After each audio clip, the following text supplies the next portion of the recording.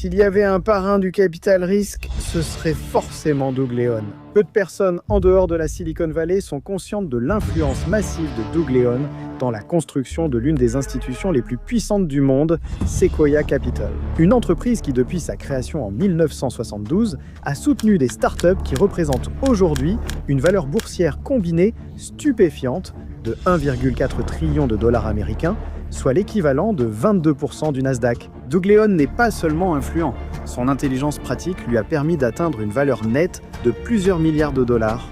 Et dans un monde où les gens deviennent de plus en plus dociles tout en perdant leur caractère distinctif, Doug reste un outsider brut, comme on en voit rarement. Quand j'ai rencontré Doug pour la première fois, j'ai su qu'il était différent de toutes les autres personnes que j'avais rencontrées dans toute cette industrie du capital risque. Eh bien, j'aimerais dire quelques mots pour commencer. Vous utilisez le mot « légendaire » et laissez-moi vous dire, ça veut presque dire mort, alors remettons tout le monde dans le bon état d'esprit. Je préfère être un jeune associé qui veut faire ses preuves qu'une légende. Leone était né le 4 juillet 1957 à Gênes, en Italie. Sa famille déménage aux États-Unis quand Leone a 11 ans. Quand Doug Leone arrive à Mount Vernon, New York, en 1968, l'immigrant italien de 11 ans n'a aucune idée. Il rate un contrôle de maths à l'école parce que les termes vrai et faux le déconcertent. Il porte des pantalons affreux de chez Sears qui attirent dans les moqueries de ses camarades de classe. Après l'école, il regarde McHale's Navy tout seul sur une télévision en noir et blanc, espérant apprendre des expressions familières qui l'aideront à s'intégrer.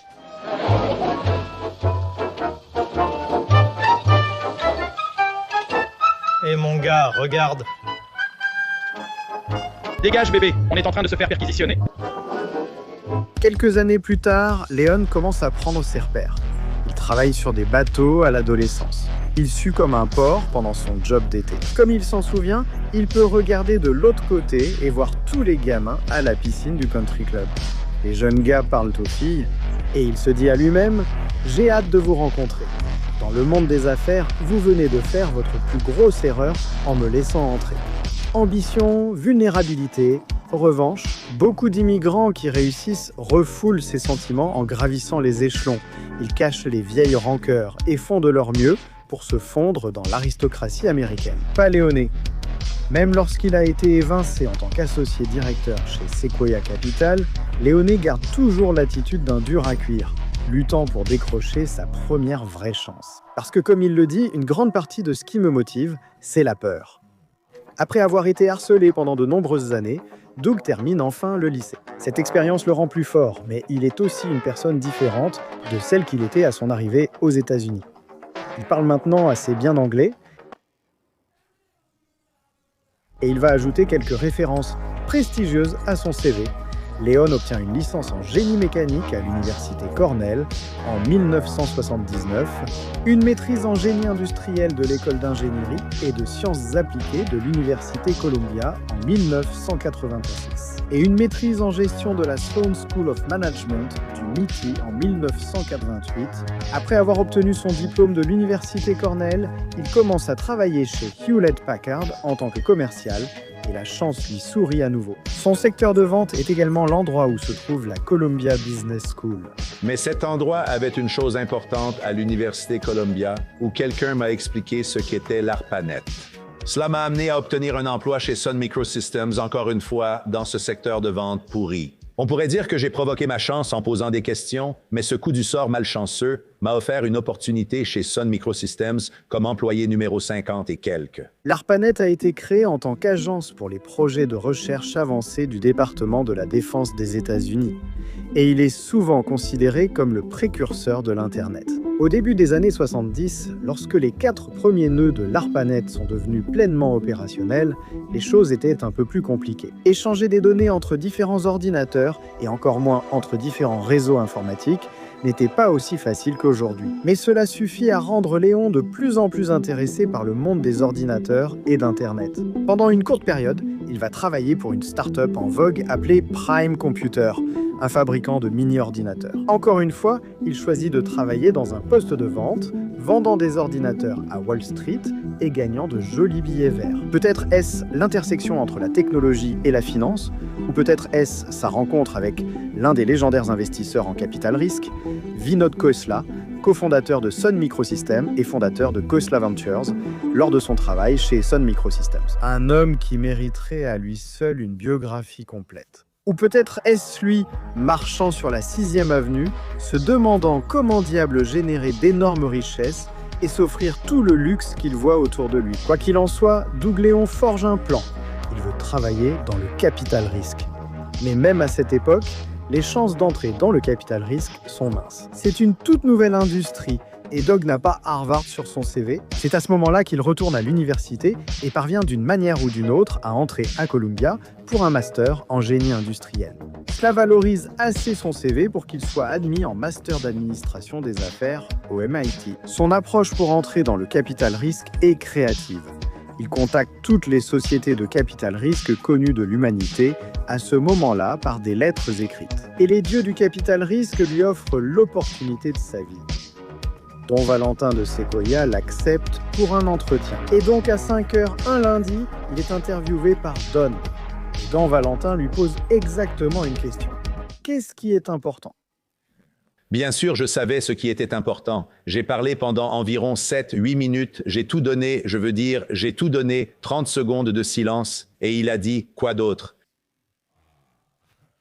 On ne sait pas vraiment comment Doug a réussi à se remettre de ça, et ce qui est clair, c'est qu'il a eu le poste à la fin. Don Valentine aime plusieurs choses chez Léon, toutes importantes à garder à l'esprit pour les jeunes gorilles ambitieux qui essaient d'entrer dans le capital risque. Ses compétences en vente qu'il a acquises grâce au travail de commercial qu'il a effectué, sa mentalité de battant en tant que jeune immigré Chad, prêt à se salir les mains, et son charisme qui a sans aucun doute aussi été développé lors de ses précédents rôles dans la vente. Et Doug est sur le point de prouver à Don qu'il a fait l'un des meilleurs choix d'embauche possibles. En tant qu'investisseur providentiel, vous investissez dans une vingtaine d'entreprises en espérant qu'au moins une réussisse, tandis que les autres utilisent votre argent. 2 ou 3 vont s'en sortir correctement et vous rapporter un peu plus que ce que vous avez investi, et tout le reste part directement à la poubelle. Doug Léon investit dans 3 entreprises lors de ses débuts chez Sequoia. Et les 3 sont introduites en bourse. La vérité, c'est que Doug est tellement plongé dans les technologies de réseau et de logiciels qu'il est capable de distinguer les futurs gagnants des perdants. Si vous voulez apprendre quelque chose, renseignez-vous sur ces 3 succès, Renaissance Software, International Network Services et Arbor Hyperion. Mais préparez-vous à passer beaucoup de temps à comprendre le secteur. Pour résumer les premières années de Doug chez Sequoia, il a rejoint Sequoia Capital en 1988 et est devenu associé directeur en 1996. Tout est dit. Il a transmis le partenariat à tout un groupe de jeunes investisseurs. Il nous a simplement dit ce qu'il ne voulait pas faire. En 1996, Doug Léon et Michael Moritz prennent la direction de la société. Une ascension incroyable pour un immigré italien parti de zéro. C'est une véritable preuve du leadership de Don Valentine. Voici une petite histoire tirée d'un livre. Une fois, j'ai assisté à une présentation en tant qu'associé avec Don. Nous avons quitté la présentation. Don a laissé une note écrite à l'encre verte, la seule note en vert. Il l'a laissée sur la table pour que je la voie. Doug Dash, pas apte à écouter les fondateurs, a laissé ça sur la table pour que je le voie. C'était mon retour sur la façon dont je questionnais les fondateurs. Tu as appris très vite, tu sais, tu as des espaces sûrs. Je veux des retours tous les lundis après-midi. Dis-moi si je fais bien les choses. Laisse-moi te dire que ce nom de Don valait 20 de ces réunions qu'on a maintenant. Et donc, j'aime cet homme. Il m'a donné la chance de ma vie.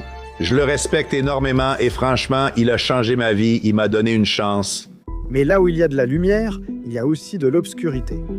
Et les premiers succès de Doug Léon ont aussi créé chez lui un faux sentiment de confiance. Il est sur le point de vivre son plus grand défi professionnel, un défi qui révélera les vraies valeurs auxquelles Sequoia adhère, et ce défi arrivera en 1999, pendant la bulle Internet. La bulle Internet fait référence à la période entre 1995 et 2000, lorsque les investisseurs ont injecté de l'argent dans des startups Internet dans l'espoir qu'elles deviendraient rapidement rentables. Les investissements spéculatifs dans ces jeunes startups, appelés dot-com, font grimper les marchés boursiers. L'indice Nasdaq, centré sur la technologie, passe de moins de 1000 en 1995 à un sommet de 5408 le 10 mars 2000. Dans la ruée pour profiter de l'essor d'Internet, de nombreux investisseurs ignorent les indicateurs d'investissement traditionnels, comme le ratio cours-bénéfice. À la place, ils adhèrent à un modèle économique qui privilégie la construction rapide de la notoriété de la marque et de la part de marché, même si cela nécessite d'offrir des services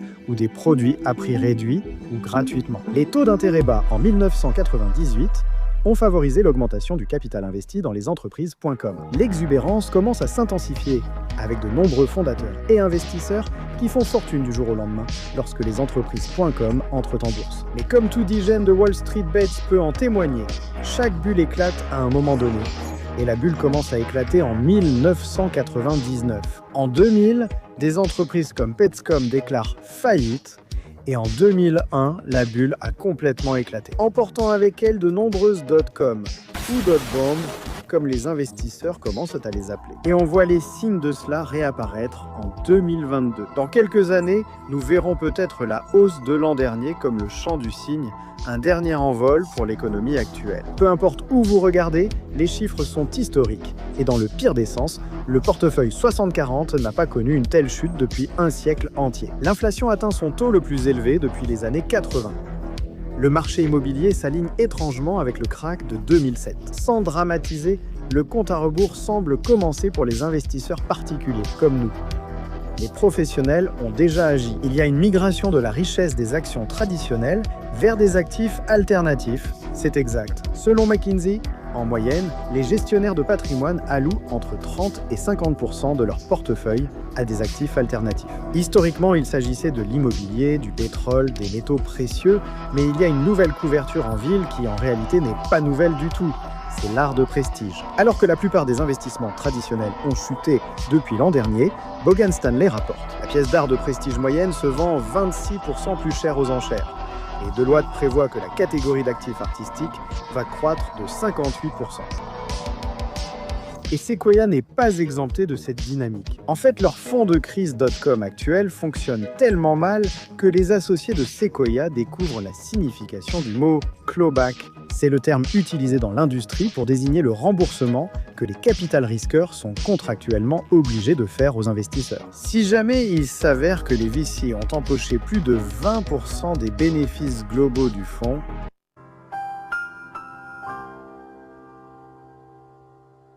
les capital risqueurs pourraient devoir rembourser. Lorsqu'ils prennent à leur part de 20% sur les premiers gains d'investissement d'un fonds, ce qui est une pratique courante, et qu'ensuite, le fonds global perd de l'argent. Cela arrive fréquemment après la bulle technologique qui, tant qu'elle dure, transforme des dizaines de jeunes entreprises en actions qui s'envolent. La clause de récupération fait que de nombreux fonds de capital risque perdent de l'argent, même si certains investissements étaient rentables. Léon organise des réunions de crise au siège de Sequoia. La situation est tellement grave que certains associés de Sequoia doivent plus d'argent aux partenaires limités que ce qu'ils possèdent en patrimoine net. Comment peuvent-ils s'en sortir? La plupart des sociétés de capital risque préfèrent capituler, accepter la perte sur le fonds actuel, lever un nouveau fonds et recommencer à gagner de l'argent avec les frais. Mais Sequoia ne veut pas choisir la voie facile, un peu comme le constructeur automobile Ford qui avait refusé d'accepter les plans de sauvetage du gouvernement en 2008. Sequoia veut réussir par ses propres moyens, uniquement grâce à son travail acharné. Personne ne va perdre d'argent chez Sequoia Capital. Alors il lève des fonds. Cela, par exemple, représentait 0,3 fois la mise, ce qui signifie que si c'était un fonds de 100 millions de dollars américains, il ne valait actuellement que 30 millions de dollars américains. Les investisseurs du fonds ont perdu 70 millions de dollars américains à cause de cet investissement. Et Sequoia fait l'impossible en les faisant remonter à près de 2 fois la mise, en renonçant aux frais, sans rien gagner du fonds, mais en réinvestissant tout l'argent dans les startups et en aidant concrètement les startups à survivre. La fierté d'avoir réussi un tel redressement va façonner la culture de Sequoia pour de nombreuses années.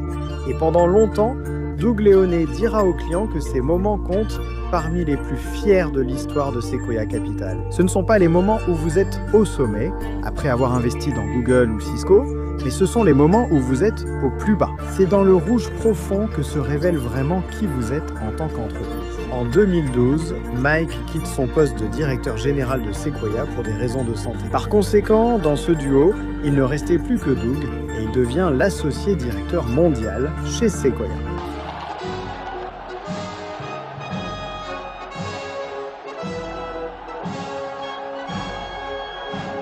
Avançons jusqu'à une époque plus récente.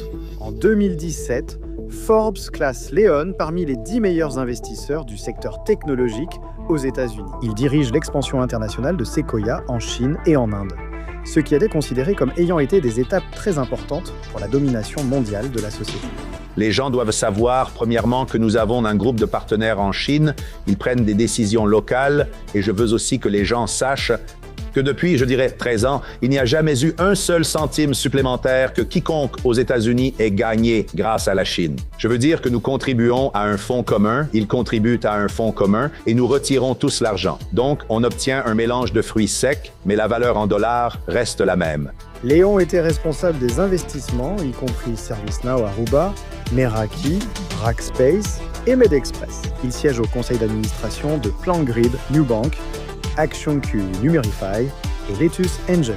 En 2017, il est classé numéro 693 sur la liste Forbes des milliardaires mondiaux avec une valeur nette de 2,9 milliards. En 2020, il figure sur la liste des milliardaires de Forbes avec une fortune de 3,5 milliards. Plutôt impressionnant pour un jeune immigrant italien ambitieux. Et ma vie s'est vraiment divisée en 3 étapes différentes. Les premières années, c'était une question de réussir. Est-ce que je peux y arriver? Est-ce que je peux y arriver? Est-ce que je peux y arriver?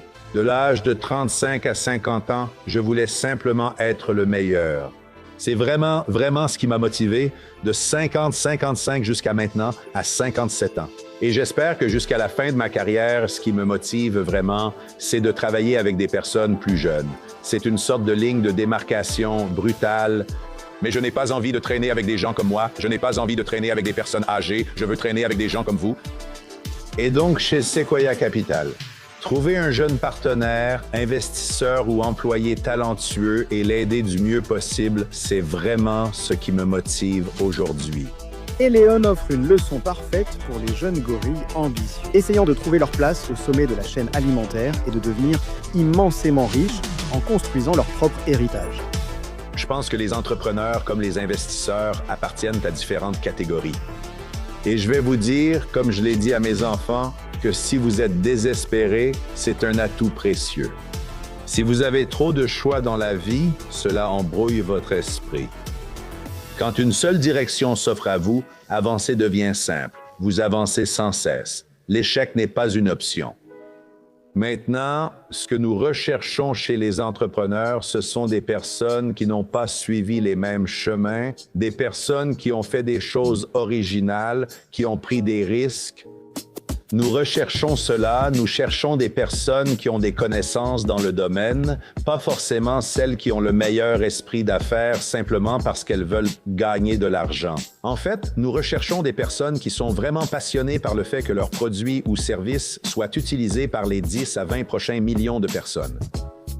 Et nous cherchons aussi des personnes, petit secret, qui résolvent un problème qu'elles ont elles-mêmes. Et il se trouve simplement qu'ils ne le savent pas, nous ne le savons pas non plus, mais ils sont le représentant des 20 prochains millions d'utilisateurs. Donc Yann de WhatsApp comprenait l'importance de la confidentialité et des messages à faible coût. Il avait ce besoin. Il a lancé WhatsApp. Eh bien, les fondateurs de Yahoo, issus de Stanford, ne trouvaient rien sur Internet, alors ils ont créé un moteur de recherche. Ils ont créé un annuaire ou quelque chose d'aussi simple que Zappos. Les fondateurs de Zappos ne trouvaient pas de chaussures. Donc, nous cherchons des personnes qui essaient de résoudre des problèmes qu'elles rencontrent elles-mêmes. Si nous voyons cela, c'est un petit indice pour nous que nous tenons peut-être quelque chose.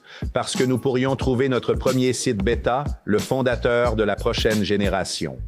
Et une fois que vous vous lancez dans un projet qui, espérons-le, consolidera votre statut de légende du business, faites attention à ces 2 obstacles courants. Levez le moins possible pour atteindre un résultat que vous pouvez montrer, plus peut-être un trimestre ou 2, afin d'avoir un petit coussin, puis levez à nouveau des fonds. Levez le moins possible, pas le plus, le moins que vous pouvez. Parce que c'est la part la plus chère que vous allez vendre, levez le moins possible. Levez le moins possible. Et, à l'inverse, soyez très généreux avec les premiers ingénieurs que vous embauchez. Ce sont eux dans lesquels vous devez investir. Parce que si vous vous trompez sur les 2 ou 3 premiers ingénieurs, c'est fini pour vous. Donc, nous devrions tous devenir ingénieurs, c'est ce que tu veux dire? Non, non, parce que si tu construis un produit technique, un ingénieur de niveau A plus va t'aider à recruter un ingénieur de niveau A. Si tes premiers ingénieurs sont de niveau B, c'est fini, car tu n'attireras jamais les meilleurs, les plus talentueux. Et enfin, pendant toute cette quête, tu dois poursuivre tes objectifs, pas comme un suiveur, mais comme un vrai leader. Donc, je vais adopter une approche différente. Je vais te dire ce que je pense être le leadership, puis je te donnerai un exemple ensuite. Et comme tout dans la vie, les choses peuvent être réduites à 2 ou 3 éléments ou entités très simples. Donc, pour moi, le leadership, c'est 3 choses. C'est la vision, l'exécution et la culture. Avoir seulement la vision fait de vous un visionnaire, mais sans capacité d'exécution. Si vous ne faites qu'exécuter, on vous nomme manager, voire cadre dirigeant si vous avez de la chance. Si vous instaurez une mauvaise culture, on vous traite de connard.